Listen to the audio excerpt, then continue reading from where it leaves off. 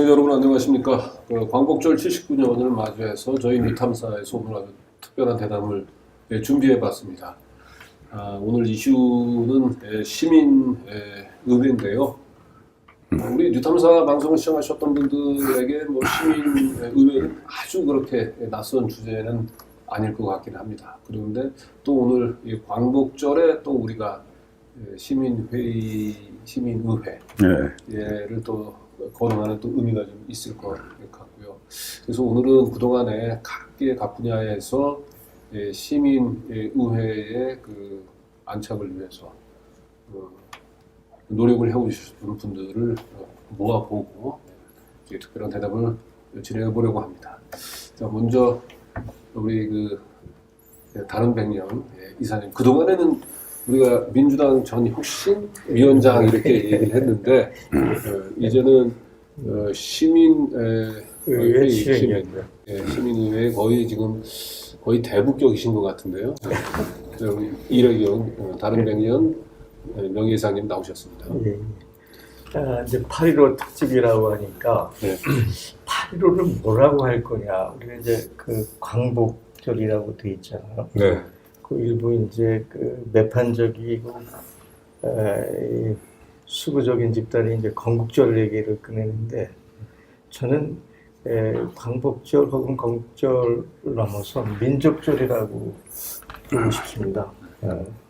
사실 45년에 일제에서 해방됐지만 그것이 우리의 힘에 의해서 이루어지지 않고 강대국의 논리에서 분단된 상황이 지금 70여 년 끌고 왔기 때문에 우리의 시대적 상황에서 가장 긴급한 것은 민족의 복원, 민족의 자존을 지켜가는 것이 그 무엇보다 중요하다는 측면에서 저는 8.15를 민족절이라고 부르고 싶습니다.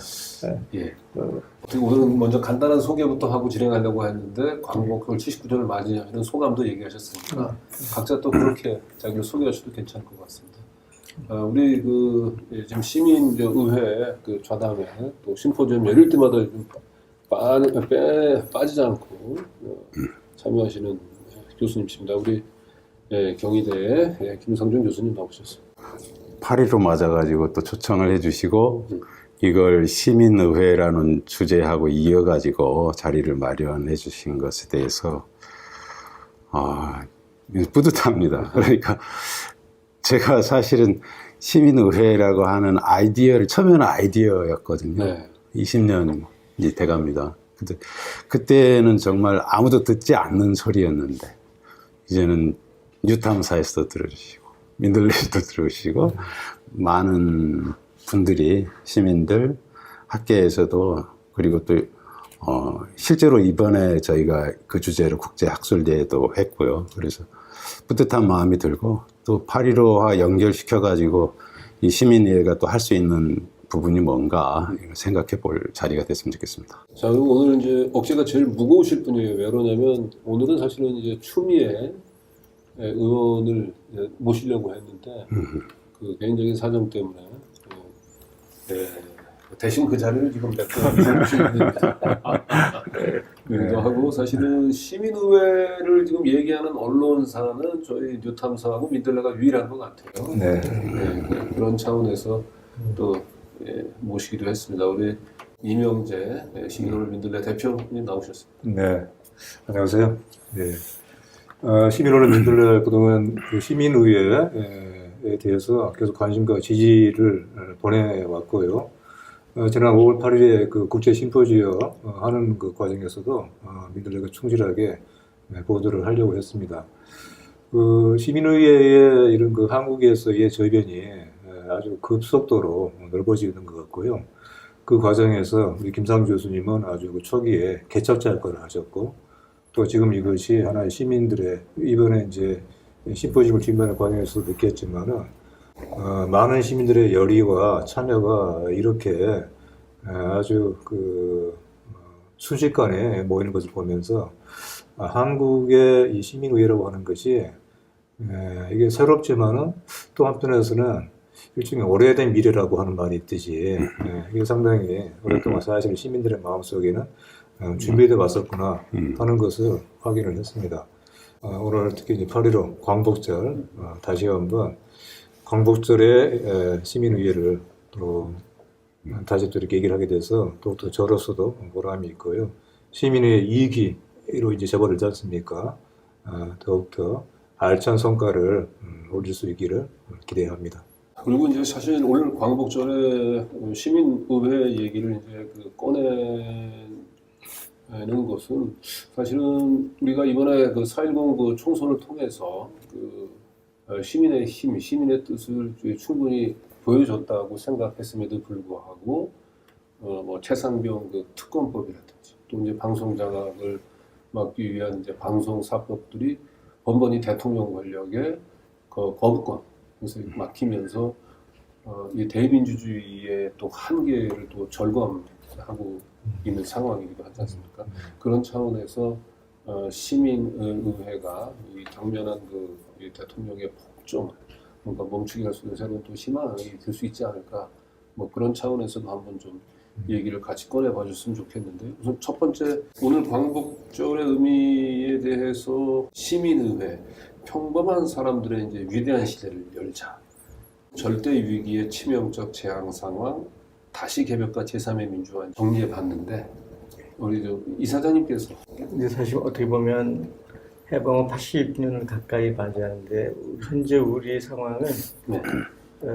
내후 외환의 시대고 다시 표현하면 절대 위기 상황이죠. 저희가 한 2년 전부터 그 뉴욕대 루비니 교수가 메가트리트라는 책을 쓴 것을 분명히 많이 소개해 왔는데 그 루비니가 한 10가지 위기를 얘기했는데 이제 가장 큰 것은 기후 위기, 그다음에 인류가 경험하지 못한 부채 위기, 금융의 위기, 그다음에 생태교란에 의한 이제 공공보건의 문제 등 얘기했지만 한국 사회에서 가장 치명적인 건 지정학적 위기죠. 근데 제가 여러 번 강조했지만 윤석열의 등장에는 미패권과 군국주의를 노리는 일본의 세력이 엄청난 백업을 하고 지원해 왔거든요. 그러면서 윤석열 입장이라는 것이 지금 이 80년 진영학적 조건에서 아까도 얘기했지만 가장 중요한 것은 민족 자존과 국가 주권의 문제, 군사 안보적 주권, 그 다음에 뭐라 그럴까요? 그 금융 산업 정책적 주권 이런 것이 대단히 중요한데 완벽하게 미패권과 일본의 의도에 함몰되고 종속된 아바타 내지는 그 하수인. 그래서 한반도 상황에서 어떤 일이 벌어진다면 그것이 곧바로 전초기지가 전방기지가 되고 대한민국의 일반 힘없는 백성들이 희생을 당하는 상황까지 오는. 근데 시민회하고 이게 무슨 관련이 있느냐? 구한말에 있어서의 그 위기나 지금하고 거의 비슷하다고 보는데 그 위기 상황에서 동학을 중심으로 무진행의 백성들이 나온 게 척양척야거든요. 바로 이 일반 백성들의 그 당시 위기 상황이 척양척야라고 한 그것이 160년 뒤에 다시 우리한테 리벌벌 되고 있다. 그러면서 시민의회는 단순히 정치 제도의 어떤 새로운 시도가 아니고 민족 자존과 이 진영학적 위기를 극복할 수 있는 하나의 대안이라는 데 저는 굉장히 중요하다고 착목을 하고 있는 측면이거든요. 그게 이제 외우라고 그러면 내화는 우리 김상준 교수님이 강조하고 있지만 우리가 두 번의 민주화 혁명을 했거든요. 87년 민주화 대위협을 이루었고 2016년, 17년에 촛불혁명을 일으켰는데 왜 다시 도돌이처럼 악순환이 이루어지면서 윤석열이 등장했느냐. 이 문제에 대해서 심각하게 우리가 성찰을 해야 되거든요. 두 번 다 제도 정치권의 리더십이 있는 정치인한테 맡겼거나 혹은 제도 정치에 맡겼는데 결과는 재앙적이죠. 윤석열을 치명적 재앙이라고 얘기하거든요. 이 치명적 재앙이 등장하게 된 배경이 뭐냐? 해결이 뭐냐? 여기 또 시민회의가 대답이 있어서 우리가 맞이하고 있는 외부 내한의 솔루션 둘 다 결국 시민주권적 시민 권력적 행보로서 시민의회가 매우 소중한 아젠다로 다가오고 있다. 네. 이렇게 얘기하고 싶습니다. 네, 윤석열 그 정권의 도래는 이제 치명적 재앙 상황이라고 얘기를 하면서 이를 극복하기 위한 시민 주권을 회복하기 위해 시민의회가 이제 필요하다고 얘기를 하셨는데, 이제 시민의회를 이제 어느 정도 익숙하신 분들은 개념을 알긴 할 텐데, 이 시민의회라고 하는 것이 시민의회의 그 개념, 그다음에 운영 방식에 대해서 좀 간단하게 좀 설명을 좀 해주시면 좋을 것 같습니다. 예. 네. 지금 이제 세계가 이제 평균적으로 온 세계가 이제 다 민주주의는 좋은 거, 민주주의 우리 하고 있다. 누가 비난하면 우리 민주주의야 이렇게 말을 하고 있는데, 동시적으로 또 그럼 어떤 민주주의냐? 지금 현재 민주주의가 100점 맞나 하는 게 전부터 있어왔던 생각이긴 하지만은, 특히나 이제 2008년 이제 미국에서 금융공황이 크게 되면서 그 타격을 이제 그 영향권에 있는 나라들이 많이 받았는데, 재미있는 것은 유럽에서 또 굉장히 크게 받으면서 그 나라가 막 흔들리는, 그러니까 우리나라 지난 촛불 생각하면 아주 분위기가 비슷한데요. 그러면서 여러 나라들에서 현재의 정치만 가지고는 이런 걸 막을 수가 없다. 나라가 무너지게 생겼다. 이러면서 나왔던 게 이제 새로 이제 그 부각이 많이 됐습니다. 네. 그게 이제 시민의회인데 다른 건 아니고, 간단하게 말하면은 우리 여론조사 할 때 이제 사람들이 내가 여론조사에 응하면 대표성을 갖는 것처럼, 또 우리가 배심제를 하게 되면은 우리 국민참여재판이 아직 한계가 있습니다만은, 다른 나라 영국이나 미국 같은데 배심제 하는데 보면은 재판할 때 배심에서 무작위로 뽑은 이런 배심위원들이 와가지고 그 결정사항이 그게 법적인 결정권을 갖고 있지 않습니까? 네. 이런 방식으로 그러면은 공공적인 정치 사안에 대해서도 시민들이 그런 무작위, 이제 랜덤 샘플링이라고 하는데요.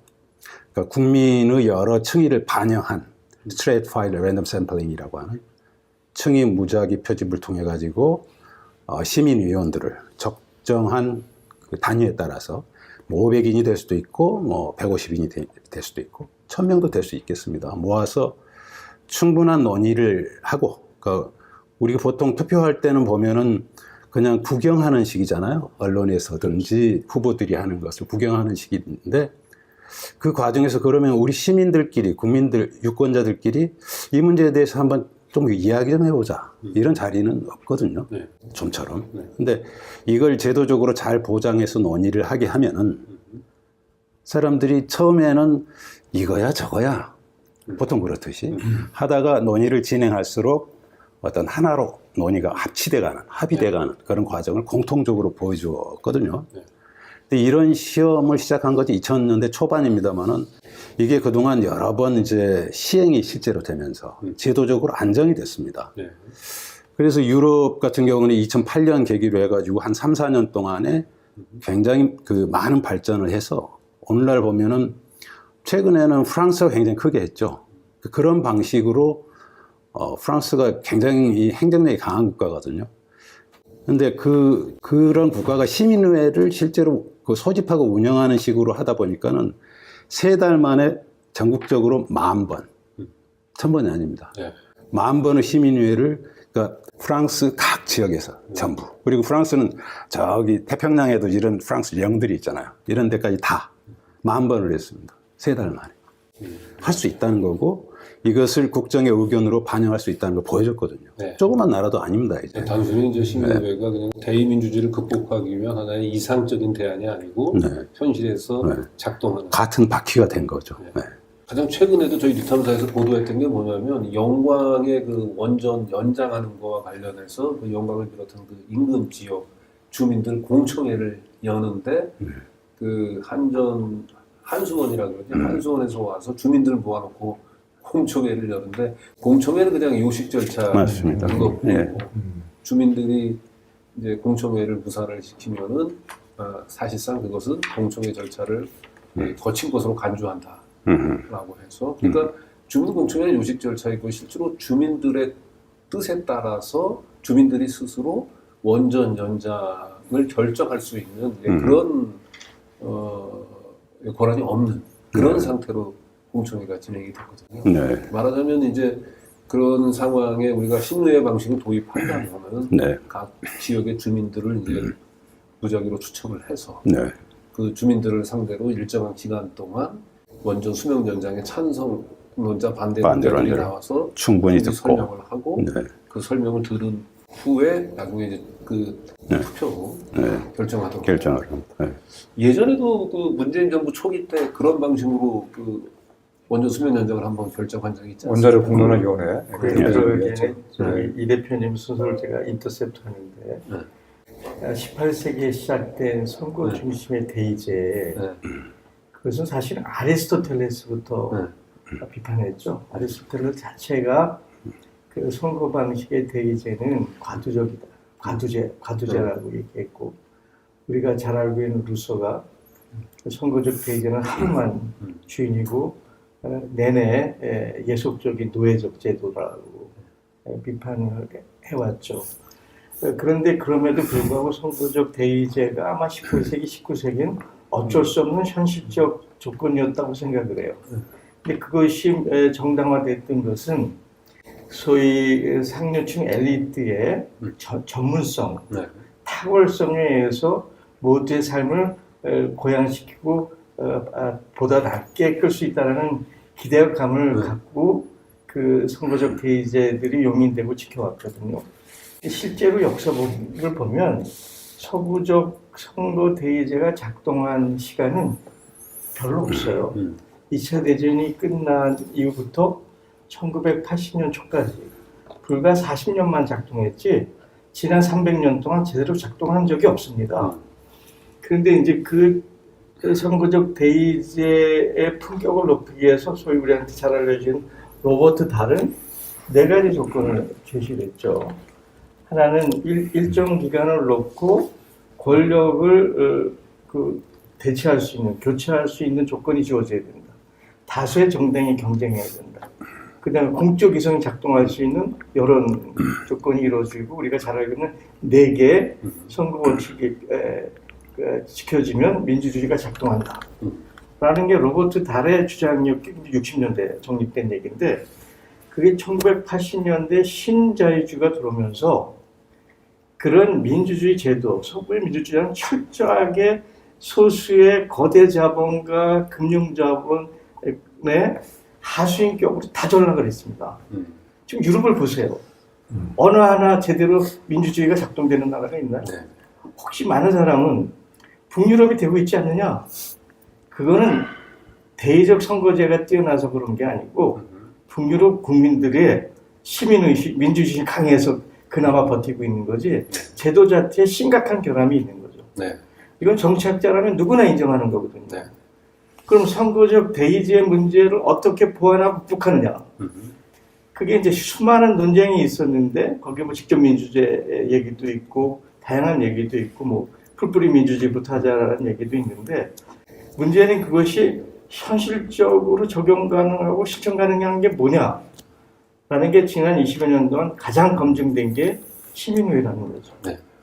근데 이제 대의민주주의 한계를 극복하기 위해서는 이제 그 대의민주주의에서 선출된 권력들이 일반 민의를 효과적으로 잘 수렴을 해야 되는데 그 역할을 시민의회가 없다면은 사실 언론들이 그 역할을 해줘야 되는 거죠. 그렇죠. 근데 지금 이제 한국 사회에서 말하는 대의민주주의가 잘 작동이 안 되는 이유 중에 하나는 그런 민의를 수렴해야 될 언론 자체가 지금 제 기능을 하지 못하기 때문에.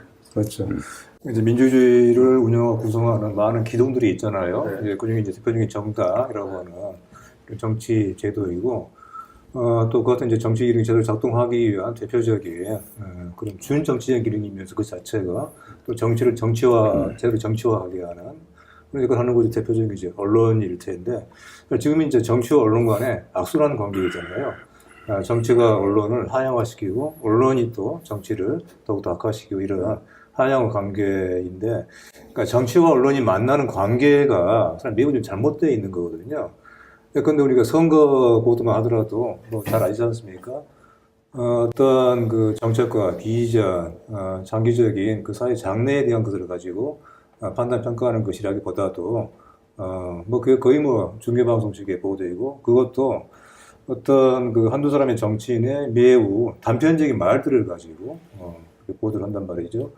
물론 이제 그 외에 특히 한국 사회는 매우 기득권화된 그리고 사실은 오히려 정치적인 경쟁이 또 활발해야 되는데 마치 정치적인 경쟁을 정쟁으로 오히려 폄하하는 그러니까 오히려 정치를 죽이면서 또 한편으로는 정치를 요구하는 이런 역설이 있거든요. 이제 그런 점에서라도 정치를 변화시키고 또 한편으로는 그것이 정치를 통해서 언론을 바꾸고 그리고 언론도 정치를 수기화하고 또 시민들을 능동화시키는 과정에서 같이 하나의 책임 있는 주체로서 또 제 역할을 할 수 있게 하는 그런 어떤 그 자극, 유인의 역할을 시민의회와 같은 이런 민주주의 혁신 방식이 기여를 할 수 있다고 봅니다. 말씀드리면서요. 그러니까 두 가지 좀 말씀을 드리고 싶었는데요. 처음 문제, 그러니까 베이제가 어떤 점에서 한계냐.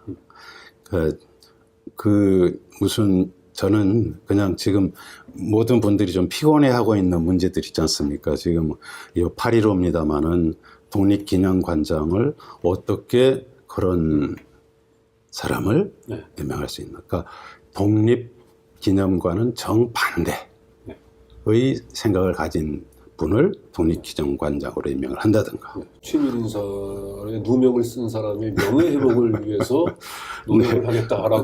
다 생각을 누가 하고 있습니까? 그리고 또 인권위원장 그러면은 누구나 생각할 때 인권과는 전혀 관계가 없거나 아니면 해오던 그동안의 경력을 보면은 인권 문제를 제기했던 측에 대해서 오히려 압박을 가했던 분에 가까운 분들이 안창호 그렇죠. 인권위원장 하지 않습니까?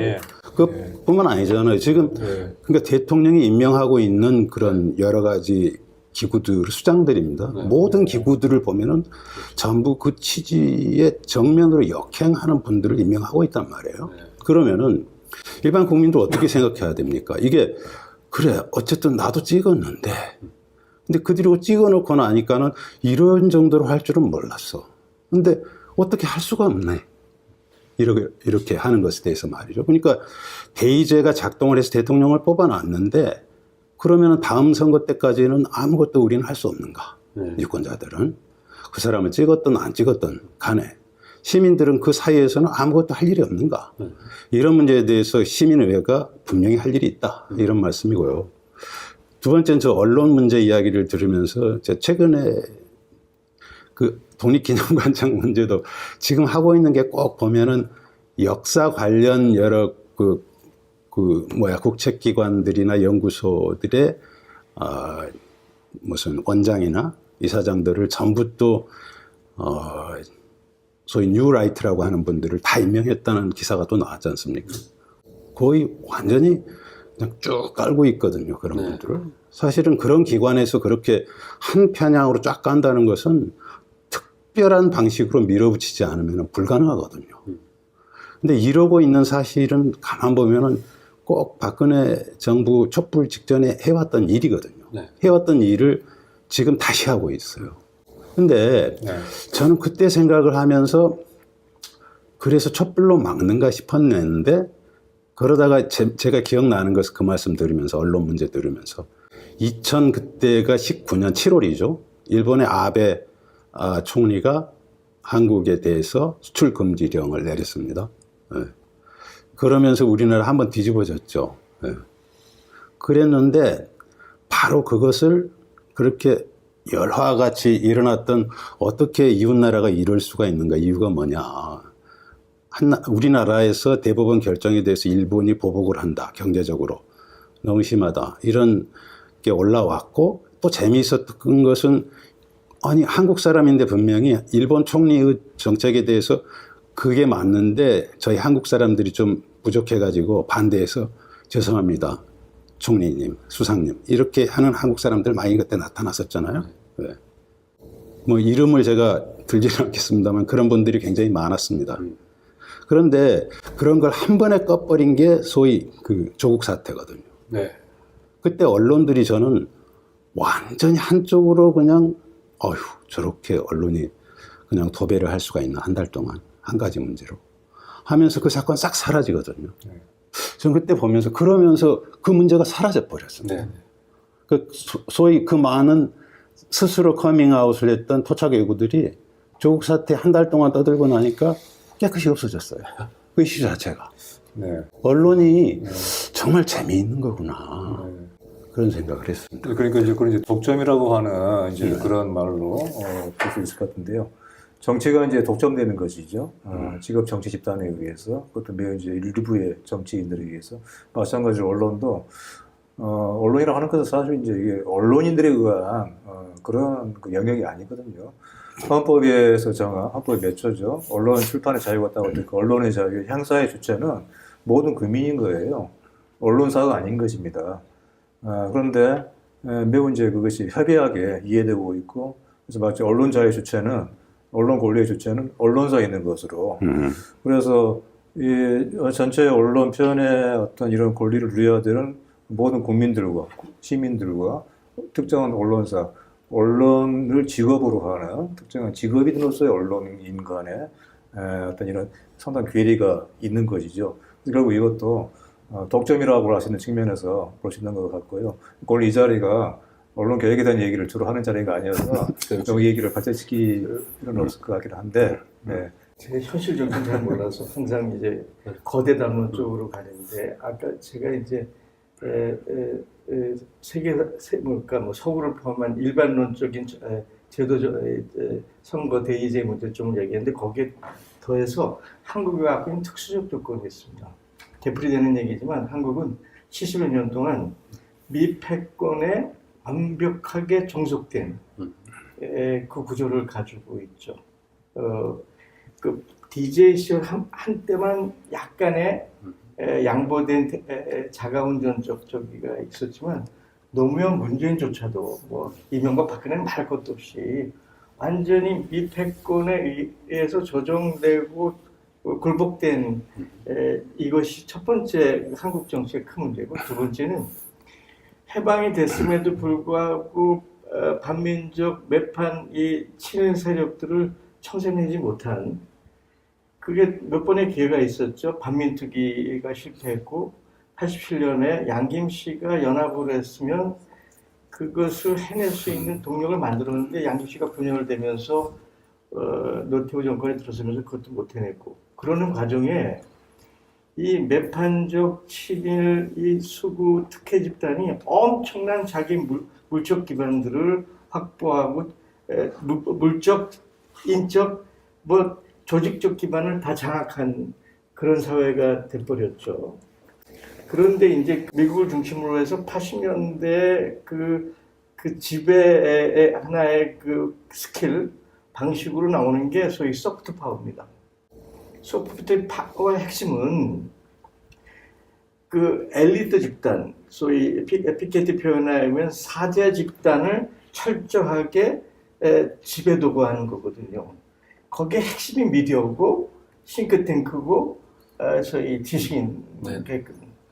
철저하게 우리는 그 논리에 의해서 80년대 이후에 철저하게 트레이닝이 되어 왔어요. 네. 네.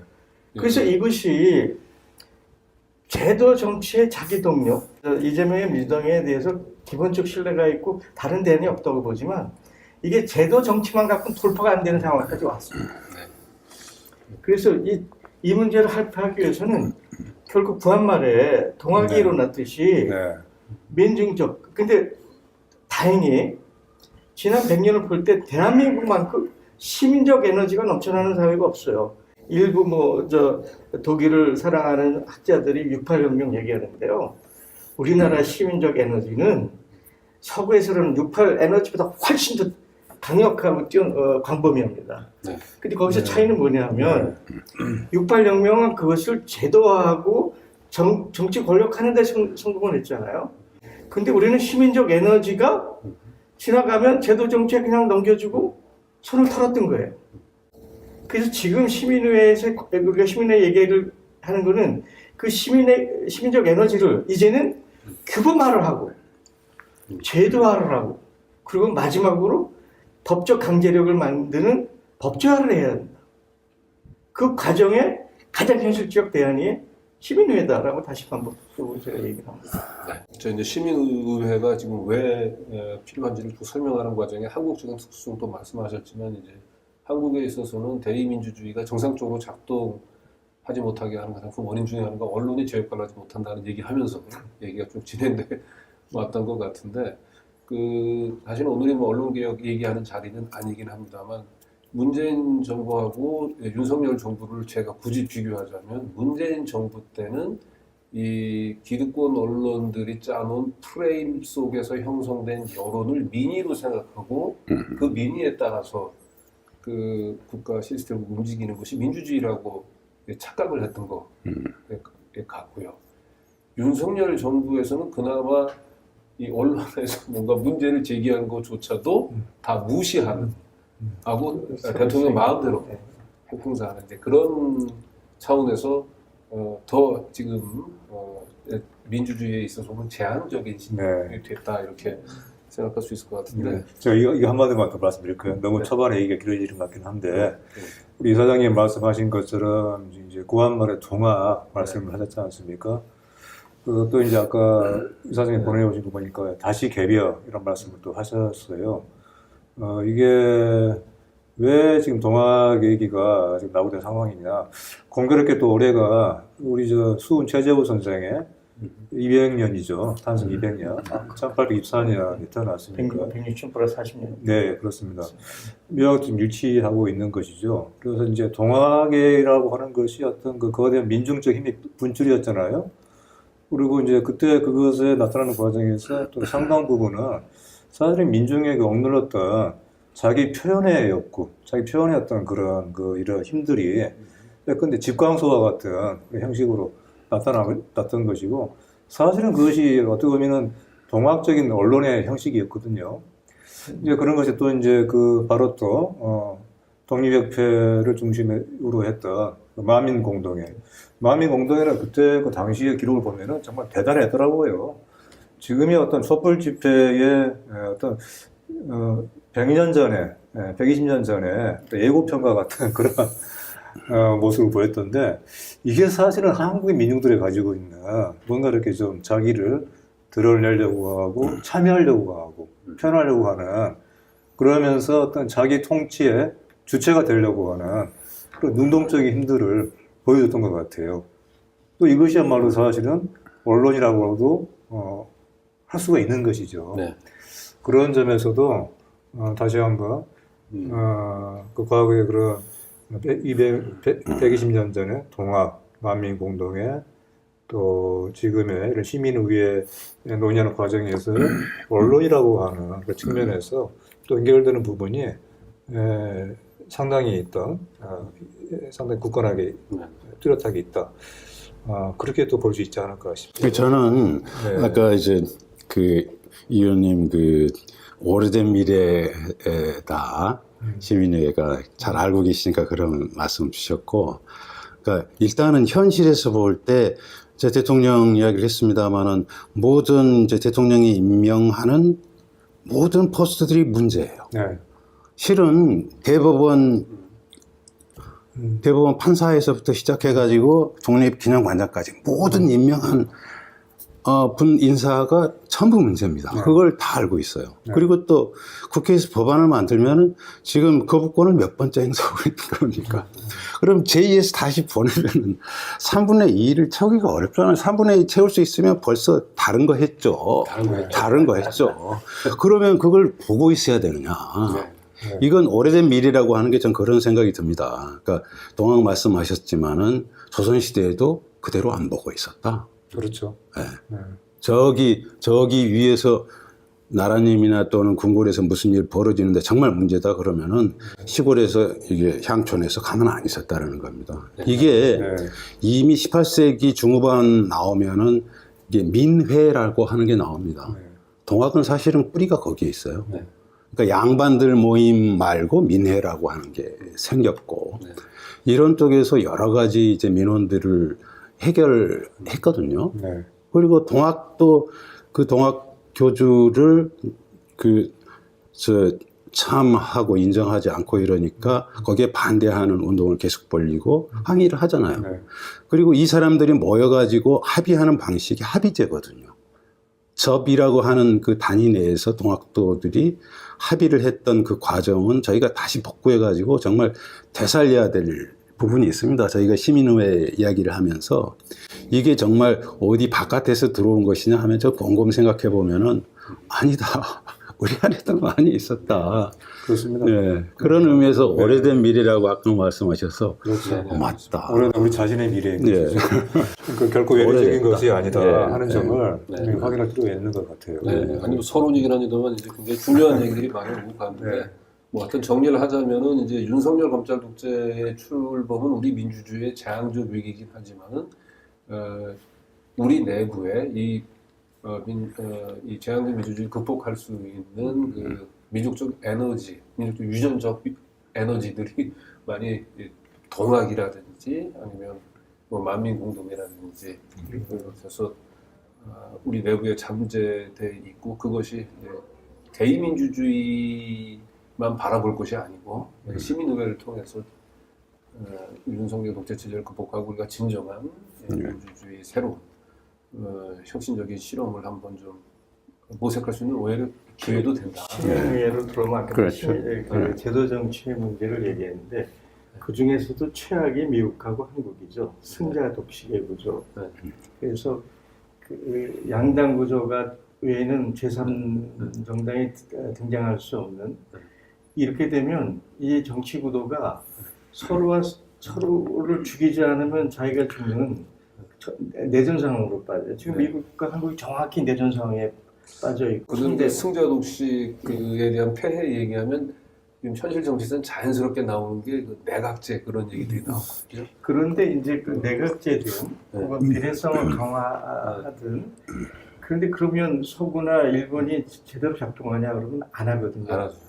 그래서 대의제 민주주의 부분은 기본적으로 아까 얘기했던 그 엘리트들에 의한 전문성, 그다음에 탕월성에 의해서 그 공동선을 실현한다라는 기대가 있었는데 그게 이미 40, 50년 전에 다 깨집니다. 그래서 그 선거적 대의제는 결국 자기 선호 집단을 위해서 작동하게 되고 자기 이익을 위해서 일하게 되고 자기의 재선을 위해서 움직이다 보니까 선거 자체가 자기 직업화가 자기들만을 위한 게임이 되면서 그 공동체 사회, 국가 사회 아젠다와 현안은 뒷편으로 몰려지죠. 이게 미국과 한국뿐만 아니라 서구 사회 보편적 상황이에요. 최근에 제가 굉장히 싫어하는 싱크탱크인데 아틀란타 카운실이 독일에서 왜 포퓰리즘이 그 대한정당이 등장하고 또 대한정당이 새끼가 하나 생겨가지고 저기하고 삼인당과 녹색당이 완전히 찌그러졌잖아요. 이게 뭘까? 이 포퓰리즘을 극복하는 게 뭘까 하는데 그렇게 비례성 우리가 모델을 삼았던 독일조차도 그렇게 정당 명부식 비례제가 아주 뭐 바이블처럼 얘기했던 그 독일조차도 정치 기능이 완전히 마비된 거거든요. 거기서 아틀란타 카운식이 대안은 시민회대라고 얘기를 해요. 네. 그 포퓰리즘 극복하기 위해서. 그래서 이제 그 시민의회는 하나의 대안으로 명확히 자리를 잡았는데 문제는 그 시민의회가 나타나는 방식이 나라마다 다 틀린 거예요.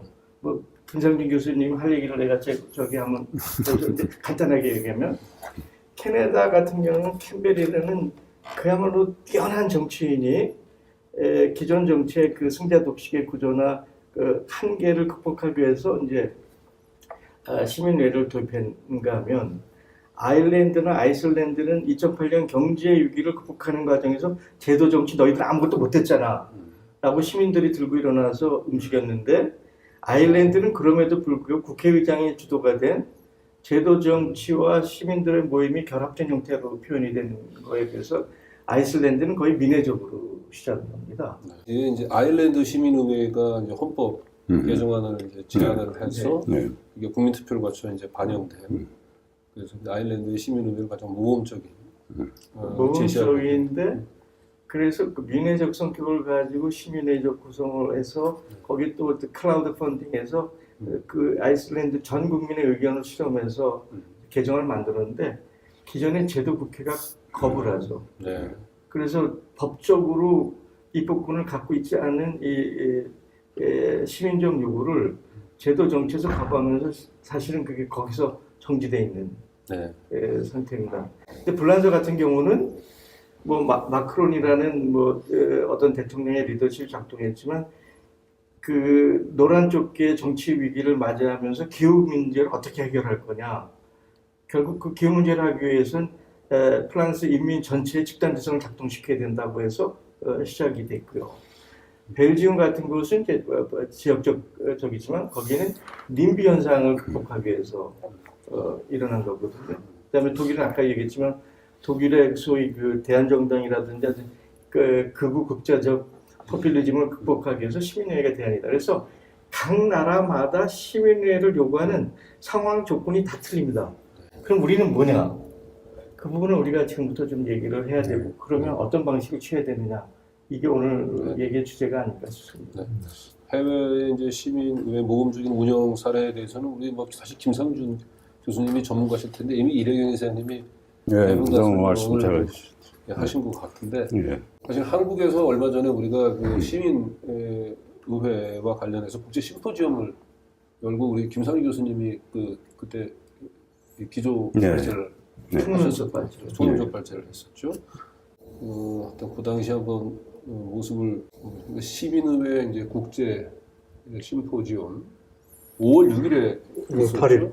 5월 8일에.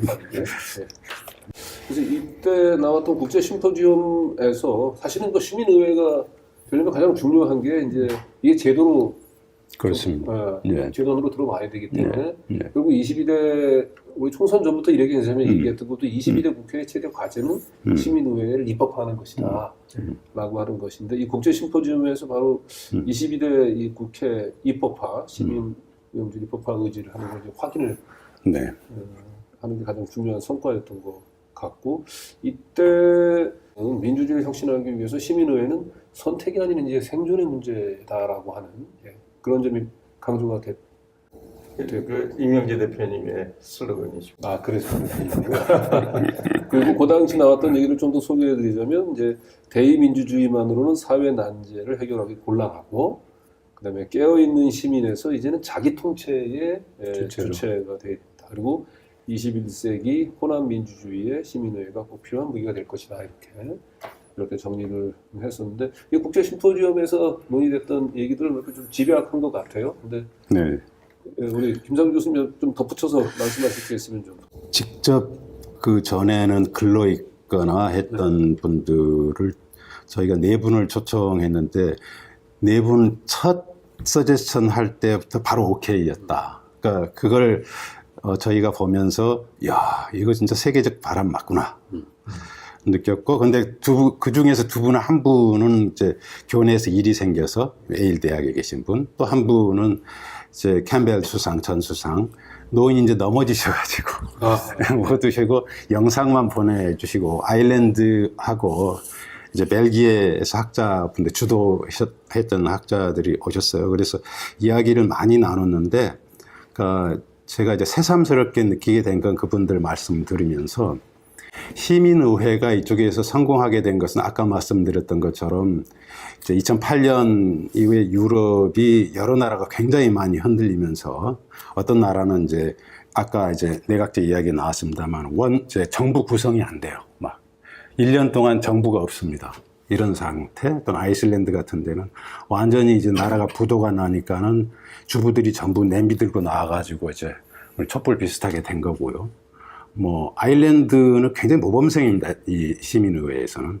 그런 걸 보면서 사실은 시민회를 통해서 헌법을 개정했으니까 성공적으로요. 근데 공통적인 특징은 한 가지는 그러니까 일단 당시에 나라가 큰 위기에 빠져 있었다라는 것과 그리고 시민의회라고 하는 발상을 나라가 그 위기에 빠지니까 정당들도 물론 100%는 아닙니다만은 3분의 2 정도는 시민회 한번 해보자라고 정당들이 힘을 합쳤다는 겁니다. 정당들이 합의를 해주면서 시민의회가 제도화될 수 있었어요. 그리고 시민의회라고 하는 게 사실은 돈이 좀 듭니다. 그러니까 이 랜덤 샘플링을 하거나 조직하거나 하려면은 상당한 비용이 들어가거든요. 민간에서 그것을 하기가 어려운데 아일랜드 같은 경우에는 그걸 어떻게 처음에 입법화되기 전에 했냐면은 새로 들어선 정부가 그걸 오케이 해주면서 정부가 아일랜드에 있는 그 중요한 이런 기부기관을 조인트를 시켜줬어요. 거기서 이제 펀딩을 했고 나중에 이제 입법화가 됐을 때는 정부가 세금으로 하는 거죠. 정부 내에서 그걸 전부 비용을 처리를 했습니다. 아일랜드도 꼭 마찬가지입니다. 모든 나라 경우들이 그렇다 해서 우리도 지금 정당들 우리가 뭐 지금 이게 100% 다 정당들이 동의해 주면 좋겠지만은 3분의 2 정도만 정당 10개 중에서 한 4개, 5개 중에서 3개, 4개만, 3개만 동의한다고 하더라도 국회 내에서 입법을 하고 그 활동을 잘 조직해가지고 하도록 하자. 예를 들면은 아까 저희도 말 나왔습니다만은 지금 최상병 특검법도 뭐 올리고 다시 올려도 다 아무 의미가 없잖아요. 그러면은 국회에서 할 수 있는 게 있지 않습니까? 그러면은 시민회법을 만들고 이 문제에 대해서 자, 제대로 된 공정한 논의에 붙여서 일반 국민들은, 유권자들은 이 문제에 대해서 어떻게 생각하고 있는지 한번 제대로 들어보자. 그 국회에서 왜 못합니까? 그렇죠. 그러니까 그렇게 할 수 있는 일들이 굉장히 많다는 거죠. 지금 이제 최상병 특검법이 이제 여야 간에 조금 논란이 벌어지고 있는 가운데서 이제 가장 지금 쟁점이 붙어 있는 부분이 특검 추천 권한이거든요. 이제 한동훈 대표 같은 경우도 지금은 뭐 말 좀 바꾸긴 했습니다만은 예전에는 그 야당이 추천하는 방식이 아니라 뭐 대법원장 등이 추천하는 방식이면 동의 가능하다라고 얘기를 했는데 사실은 이런 걸 반드시 시민의회 방식으로 해결할 수 있는 거죠. 그러면 여야 양쪽에서 추천을 하고 특검 추천하고 그 추천받은 후보들을 오랜 기간 이제 뭐 면접 방식으로 시민 추첨에 의해서 시민의회를 구성을 하고 그 시민의회에서 이제 일정한 교육을 받아야 되겠죠. 일정한 교육을 거쳐서 이제 후보들을 면접을 해서 시민의회에서 결정하도록 하면 자연스럽게 정치적인 논란도 정치적인 편향성 문제를 또 해결할 수 있지 않겠습니까? 그런 이제 그 같은 문제입니다만은 저는 시민의회의 적용 범위가 이번에 새 정부에서 워낙 대통령이 이상하게 하니까 오히려 거꾸로 가르쳐 주는 게 많은 것 같아요. 이를테면 굉장히 중요한 국가기관의 인사, 위치에 대한 인사들에 대해서 어떤 시민 배심원 같이 그런 어떤 판정에 대한 걸러주는 장치들 말이죠. 그러니까 우리나라 지금 사법부도 제대로 된 배심제가 들어와야 하는 것처럼 국가의 굉장히 중요한 공공직위에 관한 역시 시민 배심제도 이 부분에 대해서 정말 공정하게 판단을 해주는 언론도 정당도 다 제 역할을 한 다음에 그걸 뽑아놓고 그 과정을 계속 보면서 이 위원단들이 일정하게 논의를 거쳐가지고 판단을 내려주는 이런 것도 저희가 생각을 정말 이 답답하니까 나온 말이죠. 그렇죠. 그렇습니다. 시민의회에서 다룰 수 있는 사안 중에 하나일 것 같아요. 그러니까 특히 이제 모든 공직을 대상으로 할 수는 없겠지만 그렇죠. 아주 고도의 보편적인 양식, 공적인 상식이 필요한 그런 기관장들이 있거든요. 예컨대 그러니까 방통위원장 같은 경우, 그리고 검찰총장도 그렇고 검찰총장 있거든요. 상당히 적지 않게. 공수처도 그럴 것이고 이제 이런 그 중요한 기관들에 대해서는 사실 일정 부분 지금 이제 인사추천위원회 같은 것이 구성이 되어 있습니다. 그런데 이걸 더욱더 확장할 수 있는 것이죠. 그럼요. 시민의회 방식으로 바꾸면 많은 되죠. 추천 시민들에 의해서 구성이 되는 그걸 뭐 시민의회라고 하든 또는 이제 대규모 이름이야 규모의 시민 배심원이라고 하든 그리고 우리가 한번 그 설례가 있었어요. 거기 서울시장 선거할 때 박원순 시장이 처음에 당선됐을 때 사진을 봤더니 그때 그런 방식으로 박원순 시장이 시민들의 많은 그 핸디캡을 불구하고 시민들의 판단에 의해서 후보가 되고 시장이 됐던 거 아니겠습니까? 그 이번에 사실 이제 총선 전에도 선거법 개정 관련해서 사실은 이제 병립형이나 아니면 중대선거구제를 희망을 했었던 김진표 국회의장이 이런 시민의회 방식을 약간 차용한 그래서 이제 이렇게 무작위로 이렇게 추출했었던 이제 시민 패널들을 구성을 해가지고 네. 그 여러 선거제에 대해서 전문가들이 나와서 네. 얘기를 하고 시민들 의견을 구했더니 네. 그 김진표 국회의장이 희망했던 또 이 현실 정치권이 희망했던 거 전혀 다른 네. 다른 얘기가 나왔잖아요. 병립형보다는 연동형 그리고 비례대표는 확대해야 된다. 이런 얘기들이 나오면서 그게 결국은 그래서 그 김진표 국회의장이 본인의 희망하는 중대선거구제를 포기하게 만든 그리고 결과적으로 또 민주당이 그걸 수용해서 연동형제를 수용하게 된 계기가 됐던 것도 같고요. 두 가지 얘기를 하겠습니다. 지금 이명재 대표님이 언급한 부분, 네.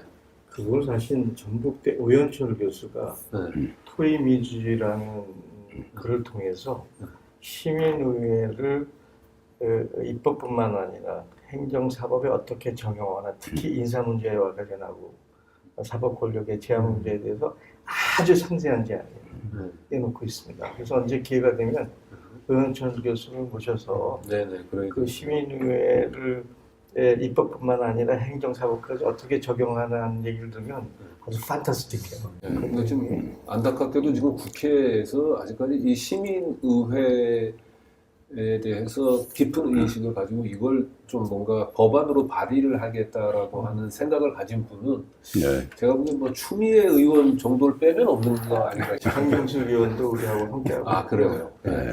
이하경 부의장도 부의장도. 함께하겠다 그러는데 우리가 아직 제안서를 내놓지 못해서 대기하고 있는 상태인데 근데, 그거하고 관련해서 사실 시민회의가 역사가 20몇 년밖에 안 됐기 때문에 정형화된 매뉴얼이 만들어진 건 아니고요.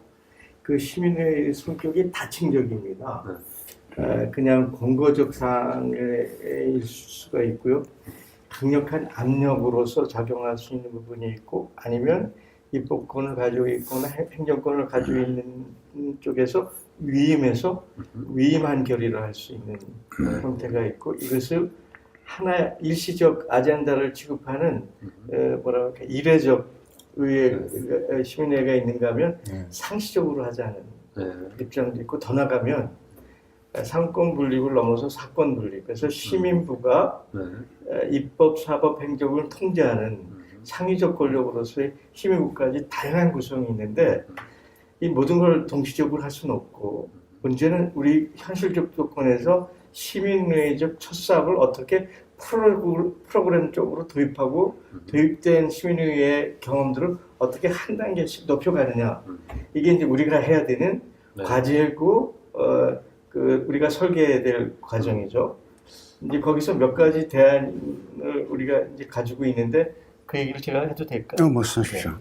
가장 중요한 것은 시민의회가 작동되더라, 효능이 있더라, 그거 멋있구나 하는 사례를 만들어야 되잖아요. 아까 이제 우리 김진표 의장이 해놓고 내용이 틀리니까 덮어버리고 엉뚱한 짓을 했는데 그래서 우리가 모이죠. 파일로트 시민의 의뢰를 한번 해보겠다.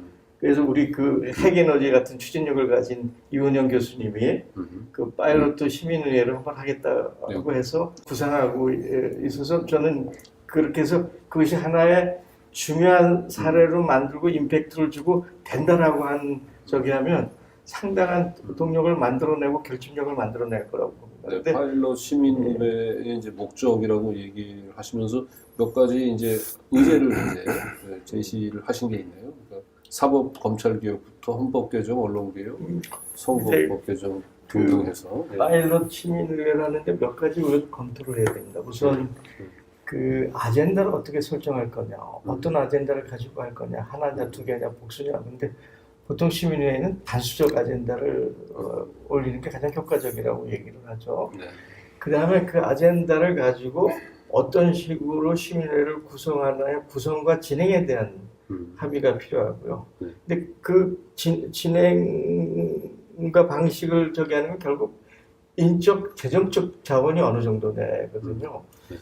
우리가 재정적 자원이 얼마냐에 따라서 그 설계가 틀려져야 됩니다. 근데 우리 이제 이원영 교수님은 워낙 그동안 경험들이 많아서 1인당 100만 원씩 하는 사람들을 조직개혁 추진하자. 뭐 할 수 있다면 좀 박수치게 되고요.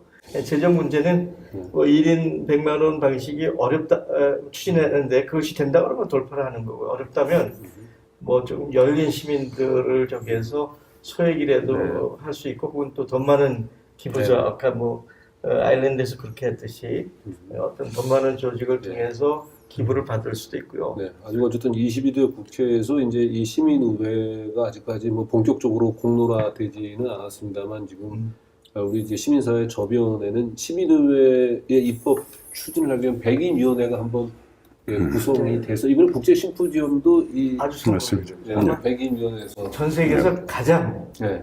규모 있고 감동적으로 진행했다고 저는 자부합니다. 네.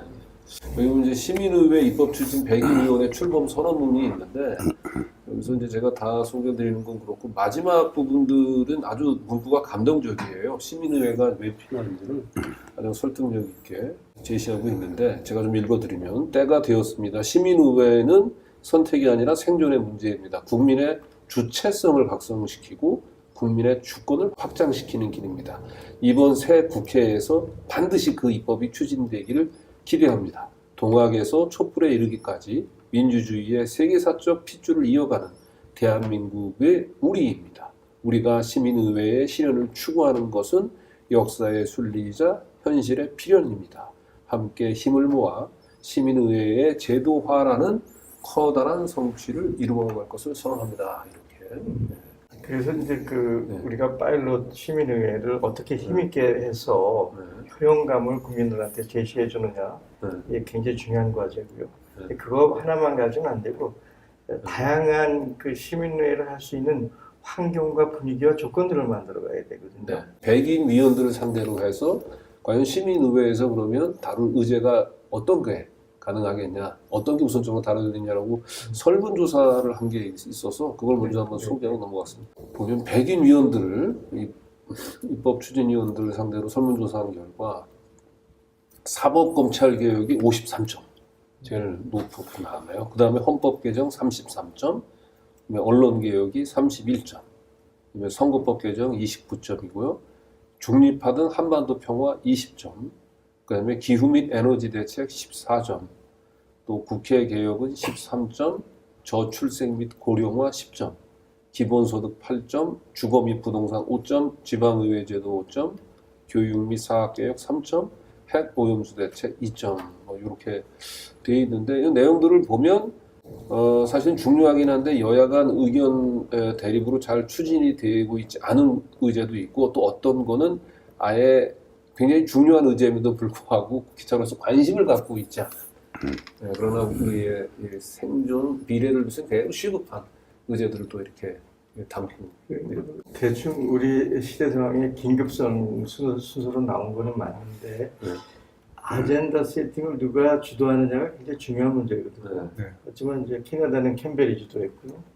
아일랜드에서는 국회가 주도했고 아이슬란드에서는 민회에서 주도했고요.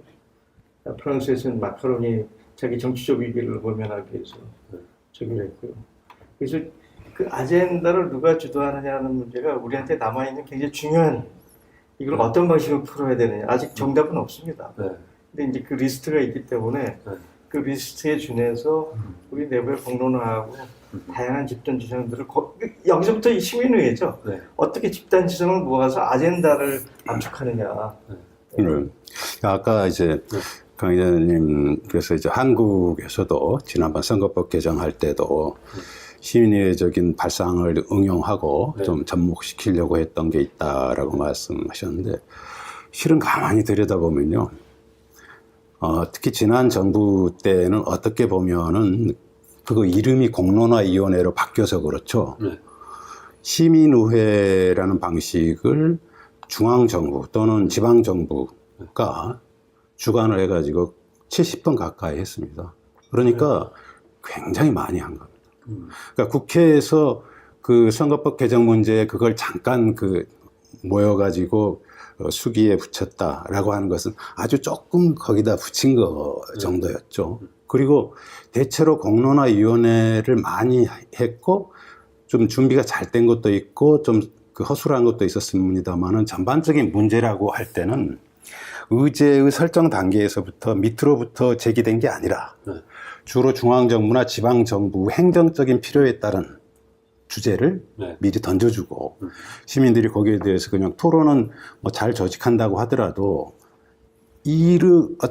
어떤 문제가 지금 우리 문제지 여기서부터 시민의회적인 방식이 적용되지 않았다라고 하는 한계가 있거든요.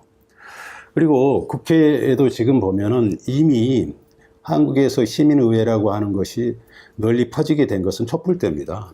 그러니까 그때 이제 탄핵은 국회에서 하고 개헌 문제가 이야기가 많이 나오니까 개헌은 당신들 그 바쁘니까 거기서 하지 말고 시민의회에서 해라. 지금 아일랜드에서도 하고 있지 않느냐. 그러면서 이제 국회의원들부터 이제 밑에서 하도 그런 요구가 많이 오니까 법을 제안한 게 있습니다. 지금 그때 민주당 의원, 지금 우원식 의원도 그중 발기자 중에 하나입니다. 12명의 민주당 의원들이 법을 만들어가지고, 그러니까 국민 참여 헌법 개정을 위한 법률 해가지고 올린 게 있습니다. 결국은 위야무야 됐는데요. 그 나중에는 대통령 후보들 셋이 국민 참여 개헌을 하겠다고 약속을 했습니다. 공약으로. 문재인 후보, 안철수 후보, 심상정 후보가. 심상정 후보는 정확하게 시민의회를 통해서 헌법 개정을 하겠다고 약속을 했거든요. 그런 배경이 있었기 때문에 문재인 정부 시기에 그 공론화위원회라고 하는 게 70번이나 할 수 있었던 거고요. 그리고 문재인 대통령도 사실은 자기 자신이 이제 그런 국민참여 헌법안을 올리겠다고 공약을 했으니까 그걸 지킨다고 해가지고 대통령 안을 올렸잖아요. 그러면서 거기서도 좀 약식으로 이제 사람들을 그렇게 랜덤 샘플링을 해가지고 짧게 아주, 그러니까 시민회의 전 프로세스가 100이라고 한다면 한 10 정도 거기에 접목을 시키는 방식으로 해서 대통령 안을 올렸지 않습니까? 그게 국회에서 물론 통과가 안 되리라고 당시 원구성으로 봤을 때 생각을 했지만은 아무튼 공약을 지킨다는 취지를 했거든요. 그러니까 저희가 지금 그 일반 시민 차원뿐만 아니라 국회나 정부 차원에서 공무원들도 많이 알아요. 사실은 공론화위원회 하면 다 알거든요. 근데 그게 조금 아는 사람들 그게 시민의회라더라. 또 압니다. 그러니까 저희가 모르는 게 아니거든요. 그러니까 지금 저희는 이런 중요한 게 지금 저희가 새로 이제 국제 심포지엄도 하고 백인위원회를 띄우고 이제 시민들의 참여를 점차 넓히는 방식으로 플랫폼도 만들려고 하고요. 지방자치 단위에서 또 시민의회가 구성되는 게 굉장히 중요하거든요.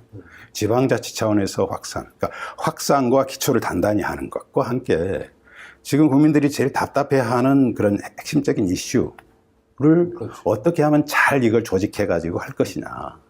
이게 핵심이거든요. 그래서 저는 당장 제 생각은 그렇습니다. 지금 우리가 한국 국민들이 시민의회라고 하는 게 뭐지? 이걸 잘 몰라가지고 문제는 아닌 것 같다.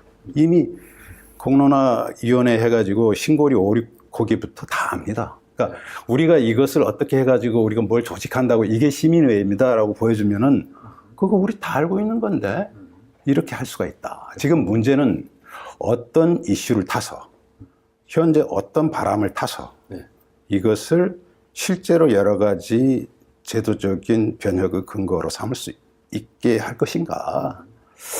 이런 점들에서 좀 더 확산시키는 과정이 저는 더 중요하다. 좀 더 신중하게 가야 되겠다 이런 생각이에요. 저는 김 교수의 조금 약간 반발 내지는 보완을 한다면 국회의원들이 몇 년 전에 했던 것은 국회에서 하는 활동에서는 좀 있습니다. 엄청나게 한계가 있었죠. 어떤 위임하거나 입법권을 넘겨준 건 아니고 자문적 성격으로 부여한 그냥 형식 절차적 내용성이 굉장히 컸고요. 맞습니다.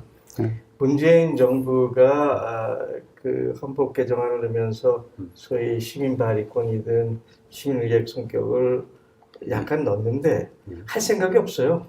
그냥 도둑고양이처럼 흉내만 내고 그냥 전혀 의지도 없고 의욕도 없고 하고자 하는 자기 저기가 없었습니다. 그 동력이 그냥 신용만 내고 빠진 거거든요.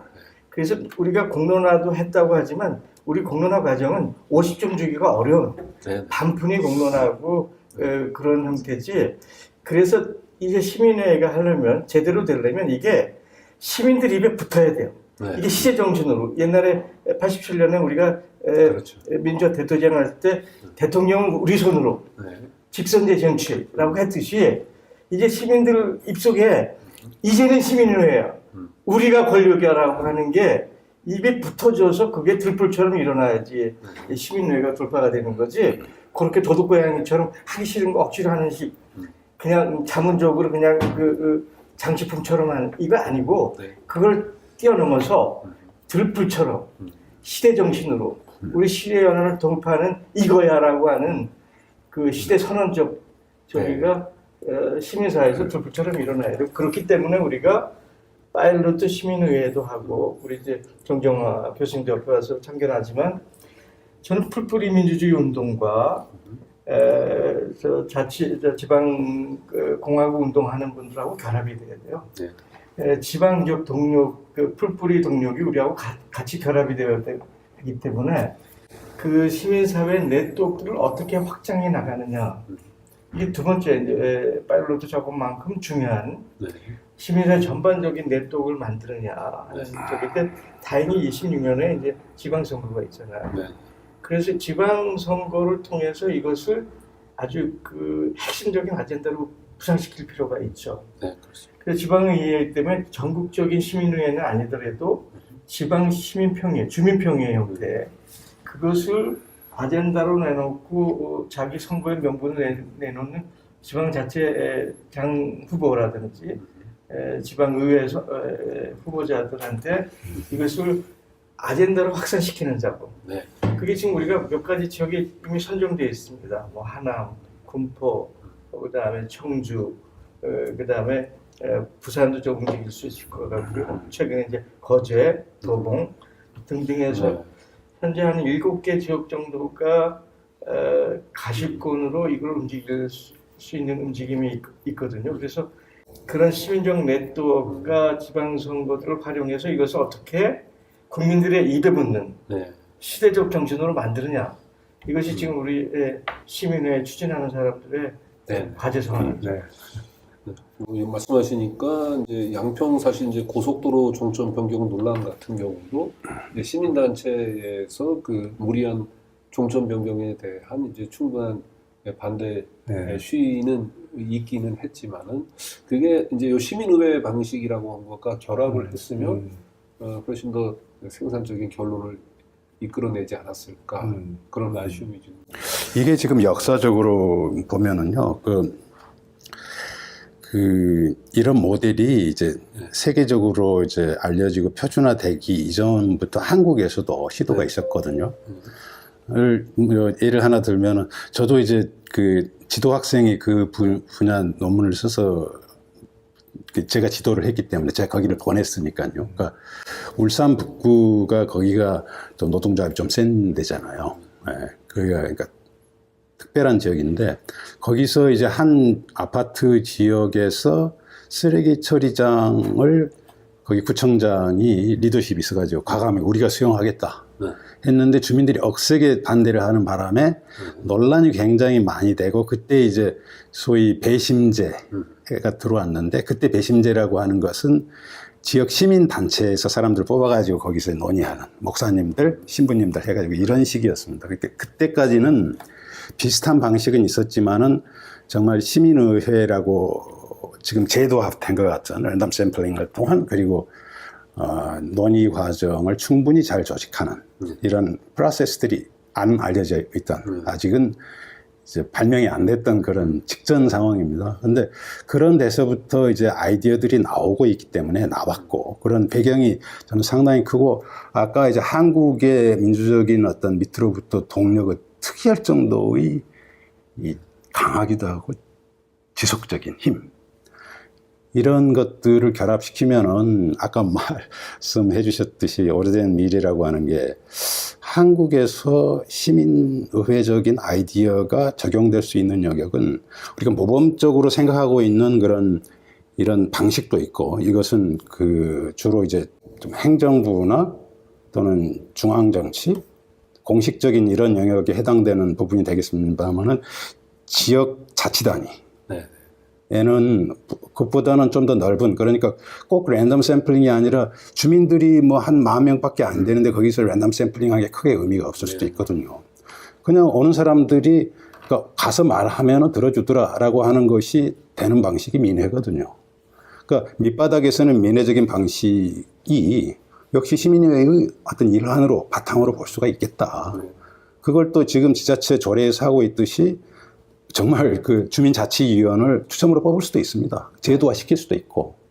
그 차츰 위로 올라가게 되면 점점 더 공식적으로 잘 정리된 방식으로 될 수 있지 않겠나 하는 예상입니다. 특히 지금 말씀하시는 게 이제 우리가 항상 중앙정부 차원에서의 뭔가 그 아젠다만 생각을 했는데 지방으로 내려가니까 더 시급한 게 이제 지방은 사실 중앙보다도 더 이 언론이 지금 그렇죠. 황폐화돼 있는 네. 언론 자체가 사실상 존재하지 않는 뭐 상황이라고 해도 과언이 아닌 이제 상황이 되어버렸죠. 그런 그 언론의 빈 공백을 각 지역 단위의 이제 시민의회가 그걸 어느 정도 대신할 수 있지 그것은 않을까. 되게 중요한 그걸 부분인 것 같습니다. 해보고 예.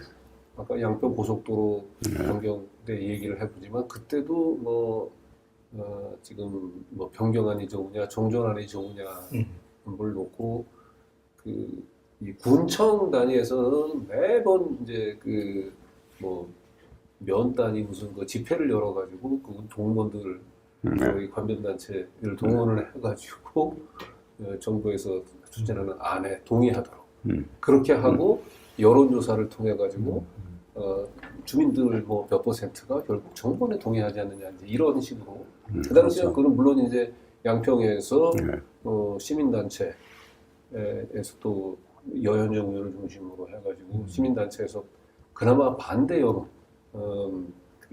종점 변경하는 문제점들 얘기하면서 어느 정도 균형을 잡긴 했습니다. 근데 아예 이런 부분들을 제도로 정착화했다면은 그리고 양평군에 우리 구성되어 있는 시민회의를 구성해서 하자. 이걸 물어보자. 이렇게 했으면 그 밑으로부터 계속 올라오면은 제가 얘기를 좀 많이 합니다. 우선 오늘 주제하고 약간 다른데 지난번 총선을 보면서 느낀 게 뉴탐사 같은 이제 기존의 주류 언론이 아닌 미디어 매체들이 엄청나게 큰 역할을 했다고 봐요. 근데 그 영향권이 수도권과 충청도에서 막혔어. 경상도에서는 미디어 매체가 영향을 못 미치거든요. 그래서 경상도권에서 자발적인 미디어가 매체가 만들어지면 총선 결과가 굉장히 틀어졌을 거라는 아쉬움이 있어서 저는 참 그런 면에서 뉴탐사 제가 너무 사랑하고 함께 함에 대한 마음을 좀 얘기하고요. 결국 시민의회 문제가 지방으로 내려가면 이게 충위별 이제 추첨식 모임인데 지방으로 내려가면 굉장히 직접 민주주의 성격과 결합이 되죠. 그렇죠. 단위가 작아질수록. 근데 이제 그전에 이제 주민자치위원회가 있었고 일부에서는 그게 주민위원회로 가는데 과도기적으로 있거든요. 주민자치위원회하고 주민위원회의 차이는 주민자치위원회는 주민자치위원회 구성을 지방단체 자치장이 지명하는 거잖아요. 그리고 모든 아젠다나 예산이나 진행을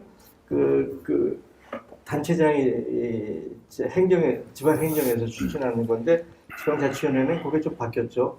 그 구성을 랜덤으로 뽑아서 동의하면 교육을 시켜서 하는데 여전히 아젠다와 예산과 진행은 행정단에서 움직인단 말이죠. 근데 이게 지방 평회로 넘어가면 성격이 확 반전이 되는 그러니까 지방위원회가 지방 평회로 가야 돼요. 평회는 행정하고 독립된 시민의 독자적인 동력에서 형성됐고 그 동력에서 결정한 것이 지방의 조례법으로 강제되고 압력으로 작동하는 요거거든요. 요것이 말하자면 우리나라 역사 아까 얘기했지만 우리 역사에서 향약과 향교 같은 기능을 하는 거거든요. 요것이 직접적 민주제하고 성격을 가지면서 지방 시민회의적 성격을 갖고 이것이 확대되고 발전되면 중앙 단위에서 시민회의가 되는 거고 그 시민회의 성격이 아까 얘기했던 다층적 저기가 한 단계씩 에스컬레이션 될 수 있을 거라는 제가 희망 섞인 낙관합니다. 시민회의에 대해서 얘기하다 보니까 뭐 할 말이 너무 많으신 것 같긴 한데 우리 또 이혜경 이사님은 이제 민주당 전 혁신위원장이셨는데 그때 아마 혁신위원장이 되셨으면 민주당 내에 이 시민의회 추진 조금 더 그 얘기 좀 할게요. 제가 혁신위원장을 그럼요. 수락하는 과정에 네. 제가 크게 두 가지를 강조했습니다. 하나는 기본사회. 네. 네 꿈을 실현해라. 내가 도와주겠다. 내가 당신을 좋아하는 거는 당신이 기본사회를 얘기했기 때문에 돕겠다라는 얘기를 했고, 두 번째, 이건 내 욕심이지만 시민사회를 만드는 TF팀을 구성해라. 그럼 내가 수락하겠다. 그래서 이재명 당시 대표가 사실 수락했어요. 그래서 시민의회까지 못 가더라도 그걸 하기 위한 준비팀, TF팀을 만들겠다라고 구성을 했고요. 그걸 조금 더 나가면 아까도 얘기했지만 이제 우리 사회에서는 이명재는 대체가 아니죠. 이재명은 대체 불가능한 정치인입니다. 아니, 이재명이라는 이가 앞으로 우리 10년을 좌우하는 매우 핵심적 정치인입니다. 그런데 이재명의 민주당만큼 돌파가 안 되는 거죠. 거기 뭐 그 야당 연합이 어느 정도 결합할지 모르지만 그것도 이미 우리가 여태까지 얘기했지만 너무 관계가 분명하기 그래도 때문에 그 당시에 이제 사실은 이재명 대표긴 했습니다만 이재명이 대표로서 할 수 있는 사실은 재량이 재량이 많지 않았어요. 그러니까 온전한 이재명의 민주당이 아니었는데 지금은 이제 달라졌거든요. 그래도 그때 본인이 수락을 했어요. 하겠다고. 그러니까요. 그래서 결론을 내면 그 이재명의 민주당과 진보적 야당 연합, 개혁 진보적 야당 연합 이것만 갖고는 안 되고 시민의회적 시민운동이 결합이 되면서 동력이 형성이 되면서 우리 사회 거대한 변화와 전환이 이루어진다고 확신합니다. 이제 사실은 얼마 전에 이제 민주당이 시민의회라고 하는 방식을 생각하지 못했을 텐데 사실은 이제 그 방송사법을 제안하게 된 것이 결국 이 공영방송사 사장을 임명하는 데 있어서 정치권의 개입을 여도 야도 최소화시키자.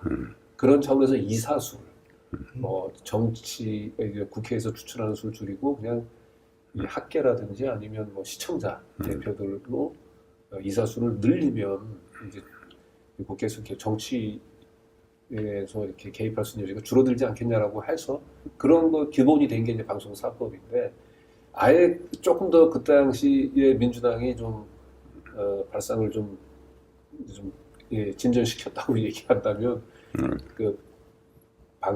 공영방송사 사장들을 이렇게 시민의회 방식으로 한번 선출해 보자라고 차라리 얘기를 했으면 어땠을까? 시민 배심당을 해서 그러니까 추천할 수 있는 단위들을 나와가지고 그 프레젠테이션을 해라 왜 이 사람인가. 좋은 대안적 방식이죠. 그런 아쉬운 일들이 좀 있습니다. 그래서 아까도 얘기했지만 그 얘기를 우리 전북대 오연철 교수한테 들으면 무궁무진한 얘기가 나올 겁니다. 다음에 제가 오연철 교수님을 또 한번 모시기로 하고요. 오늘 이제 그 정리 말씀은 이제 제1기 시민의회 입법 추진 100인 위원들은 아주 훌륭하게 국제 심포지엄도 개최하셨고 그리고 파일럿 시민회에서만 다뤄볼 수 있는 주제에 대해서도 공론화 과정들을 거쳤었는데 이제 제2기 시민의회 입법 추진 100인 위원을 이제 좀 모집하는 단계에 돌입한 것 같은데 제2기 시민의회 입법 추진 100인 위원을 모십니다. 이런 주제로 이제 정리 말씀을 좀 해줬습니다. 아까도 얘기했지만 이제 시민의회가 우리 삶하고 떨어져 있는 게 우리 삶의 핵심적 주제인데 이게 그 효용을 봐야 되잖아요. 눈앞에 가시적인 된다라고 하는 확신, 맞아라고 박수치게 하는 그게 파일럿 시민의회 목표죠. 근데 여기에는 상당한 재정이 필요하고 인적 투입이 필요하기 때문에 많은 사람들의 관심과 격려와 참여가 필요하거든요. 그래서 이제 우리 이원영 교수님이 추진을 해서 일단 100인을 중심으로 100만 원 모집을 하는데 그걸 넘어서서 우리 뉴미디어를 바라보는 우리 시청자 여러분들도 뜻을 함께 해주시고 참여를 같이 해주셨으면 좋겠고요. 그거하고 이제 결합해서 아까 지금 시민 네트워크가 필요하고 국회 내에서 입법하기 위한 의원 모집들을 만들어서 공론하는 작업도 필요한데 또 하나 중요한 것이 오늘 여기도 있지만 시민들이 시민회에 대해서 감각적으로 하는데 이게 뭐지라는 걸 사실 구체적으로는 몰라요. 그래서 일반 시민, 보통 시민, 평범한 시민들한테 시민회가 이거라고 하는 교육과 홍보가 좀 대단히 중요합니다. 네. 그래서 우리가 이제 이런 책자도 만들고 이것을 이제 동영상 형태로 또 만들고 해서 확산하고 이제 준비를 하고 있는데 거기 우리 뉴 탐사가 함께 해주시면 제가 간절히 요청드립니다. 네. 예, 한마디만 치면 저희가 이제 이걸 이어가면서 그 여러 가지 문제를 저희가 좀 더 책임 있게 그러니까 일기의 행사가 우리 생각 이상으로 잘 됐기 때문에 이제 이 길을 정말로 이제 한국 사회에서 이게 시민사회가 제대로 랜딩할 수 있도록 우리가 최대한 신중하고 지혜를 모으겠다 이런 말씀을 드리고요. 그리고 방금 말씀하셨던 이제 모금 방식 문제에 있어서도 여러 가지 경로가 있다. 그리고 100만 원 모금이라고 하는 것은 사실은 제한될 수밖에 없습니다. 지금 시청자 여러분들도 이게 100만 원 선뜻 낼 수 있는 분들이 많지 않습니다. 그리고 또 100만 원이라고 하는 게 또 금액이 커질수록 거기에 대한 어떤 우리가 어떤 참여 폭이라든가 어떤 그분들의 발언의 폭이라든가 이런 것도 고려해야 되고 여러 가지 그런 문제들까지도 저희가 최대한 지혜롭게 방법을 모색해 가고 있는 중이다. 네. 이렇게 붙이겠습니다. 네. 앞으로 그 일정은 지금 어떻게 잡고 계신가요? 일정은 지금 확정된 건 아닙니다. 네. 확정하지는 않았지만 여러 가지 안을 넣고 지금 저희가 검토를 하고 있습니다. 그래서 입법 추진 100일년은 이제 본격적으로 모시는 저희 이제 커뮤니티에 예. 공지하도록 하겠습니다. 그래서 우리 시청자 여러분들 가운데서 관심이 있으신 분들은 이제 저희 커뮤니티에 오는 걸 보고 이제 구체적으로 입법 추진 100일년 같이 참여해 주시면 될 것 같고요. 이명재 대표 오늘 뭐 이재명 대표하고 같이 양성을 굉장히 중요한 얘기 말씀해 주시죠. 네. 저희 이제 오늘 이제 두 분이 하시는 걸 옆에서 지지하고 성원하는 그런 그 입장인데요. 사실 이제 모든 생명이라고 하는 것은 항상 뭔가가 죽어가는 만큼 뭔가가 새롭게 만들어지기 때문에 유지되는 거잖아요. 민주주의도 하나의 이제 생명이라고 할 때 마찬가지라고 봅니다. 뭔가 죽어가고 있죠. 낡아지고 있죠. 근데 그것을 보충하고 새롭게 생성시키는 힘이 뭔가가 나오지 않으면은 민주주의는 계속 낙후돼 가게 돼 있는 것이거든요. 그런 점에서 지금 민주주의 이기도 그렇게 볼 수 있을 것 같고요. 많은 어떤 햇볕과 물과 양분이 필요한데 시민의회가 상당히 그런 것이 집약이 된 하나의 새로운 그 혁신적인 양분이다. 그런 생각이 들어요. 이 방송을 보시는 분들은 적잖은 분들이 아마 그럴 겁니다. 지금 이런 시기에 시민의회 같은 이런 한가한 얘기가 타당하는 얘기를 할 겁니다. 분명히 그럴 수 없습니다. 이제 그런 점에서도 시민의회가 왜 필요하고 하는 얘기들을 좀 더 많이 이제 확산시켜야 될 것이고 시민의회라고 하는 말이 대중화되게끔 하는 것도 필요한데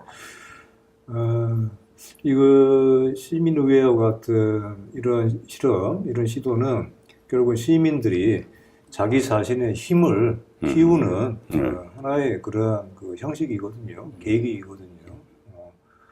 그래서 그런 점에 대한 좀 더 많은 그 시민들 사이에서의 이런 이해가 좀 넓어지도록 하는 스스로도 지방 차원에서 이렇게 시도해보고 그렇습니다. 이런 게 있었고 또 앞으로도 계속 그렇게 됐으면 좋겠어요. 그런 점에서도 바로 이제 그런 시민사회, 시민의회가 그 가져다주는 효능감, 이것이 뭔가 나의 삶에도 그렇죠. 영향을 미치는 것이 있구나 하는 것을 보여주는 그 같은 성공 사례들이 크게 작게 중앙 차원의 의제, 지역 차원의 작은 의제들이 같이 어우러지면서 계속 시도가 되고 뭔가 결실을 맺을 때, 그럴 때 우리 한국의 민주주의의 체력이 신장을 하게 될 것이고, 그렇다면은 지금 우리가 겪고 있는 윤모 씨와 같은 이런 기상천외한 위해서 벌어지고 있는 이 같은 사태에 대해서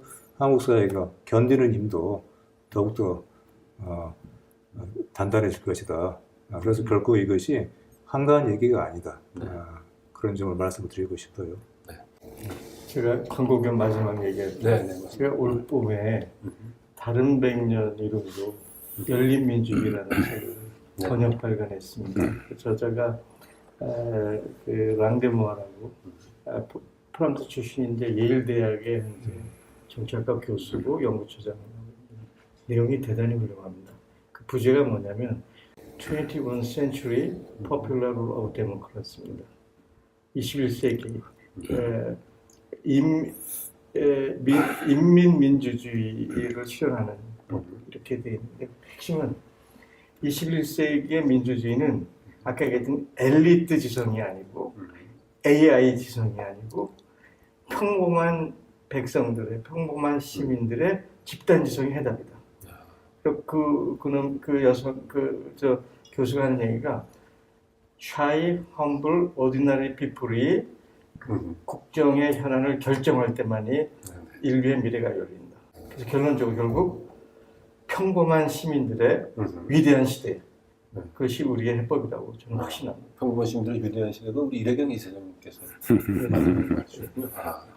마을의 말씀 아주 훌륭한 말씀을 해주신 것 같고, 저는 이제 개인적으로 이제 이 세 번 얘기를 딱 들으면서 오늘 다시 이제 그 시민의회 정신 얘기를 하면 이제 떠올랐던 정치 철학자인 한나 아렌트가 그 우리가 너무 이제 그 인간이 걔네 그리스 민주주의, 우리 그리스 민주주의에서는 먹고 사는 시간들을 최대한 줄여서 시민 공동체 이 아크로폴리스에 가서 그 국민으로서 자신의 공적인 의무를 다하는 것이 시민의 본분으로 생각을 했었다. 그래서 이 정치적인 동물이 인간의 본성인데 어느 순간서부터 이걸 잃어버리고 노동하고 소비하는 것에만 익숙해져 있어서 정치하는 동물이 노동하는 동물로 전락했다면서 근대 민주주의에서는 근데 너무나 국가 운영 단위가 크다 보니까 이 정치라고 하는 것들을 경험할 수 있는 기회를 잃어버렸다.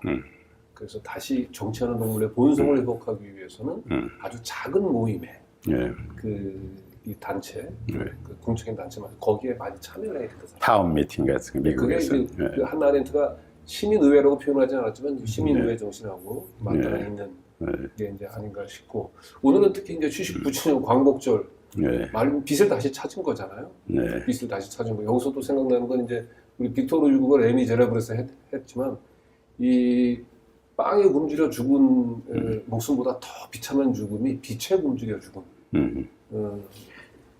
사람들이라고 얘기를 했는데, 어떻게 보면 지금 우리가 이제 윤석열 검찰 독재를 살아가면서 겪는 가장 큰 어려움은 물론 이재명 대표는 이제 먹고 사니즘을 굉장히 강조하긴 했습니다만 윤석열 검찰 독재를 끌어내리지 않으면 자꾸 먹고 사는 문제도 해결하기는 어려운데, 윤석열 검찰 독재를 끌어내리면 그 다음 우리 비전은 뭐지라고 하는 생각을 해봐야 되고, 그런 차원에서 우리 먹고 사니즘을 좀 넘어서 우리가 그 빈 공간을 새로 채울 새로운 우리의 비전의 시민 의회로 채울 수 있지 않을까.